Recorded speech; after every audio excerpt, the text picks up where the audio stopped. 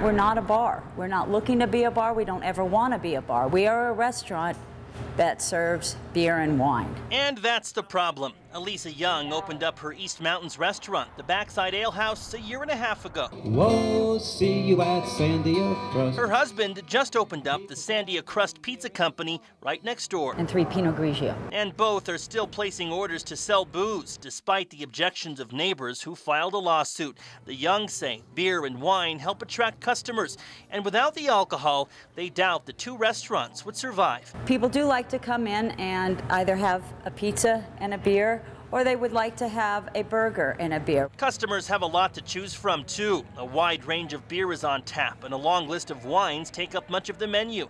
Despite the fact the state issued them a license, neighbors say the Youngs don't have the right to sell beer and wine. They told me they were going to protest and object based on a deed restriction. A deed restriction dating back to 1948.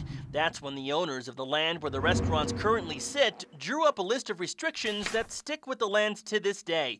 The deed states the land cannot be used for a dance hall, a nightclub, or establishment that serves liquor. The bottom line is the covenants say that they cannot sell alcohol, and they're still doing so. Tiffany Roach is one of the lawyers representing the Youngs' neighbors. She says the Youngs and the property's current owners were very aware of the land use restrictions before they bought and leased the buildings. The Youngs say, yes, that is true, but they also point to something else in the deed restrictions that makes them question if those deed restrictions are even legal. Something shocking. The deed restrictions also state the land cannot be owned or used by any person or persons of African or Oriental descent. I would be ashamed to use that as a tool or a weapon with the racist statements that are made within it. The fact that stuff like that is still around, valid or not valid, is I feel, unjust. According to the lawyers representing the Youngs' neighbors, the Supreme Court ruled years ago that racist language, like the kind contained in the deed restriction, is illegal. But they say the rest of the deed restrictions are still valid. There is nobody on our side that is trying to enforce the covenants or even those racial covenants or even bring them up. In fact, the second attorney representing the plaintiffs is African American. The solution there isn't to throw the baby out with the bathwater and say that the entire deed is unenforceable.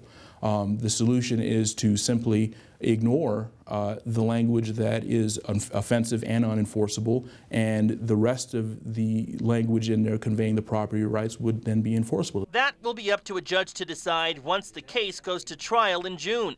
In the meantime, the neighbors' lawyers have requested a temporary restraining order from the court. We're asking the judge to order that they stop serving alcohol until it can be decided at trial. A hearing on the restraining order has not been set yet. The Youngs say they will not stop serving beer and wine in the meantime unless a judge makes them.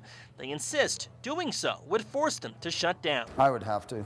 I don't see any other options for locations that I could move to. My fate and the fate of all of our employees is in the hands of a judge. The East Mountains is growing. It is not 1946 anymore.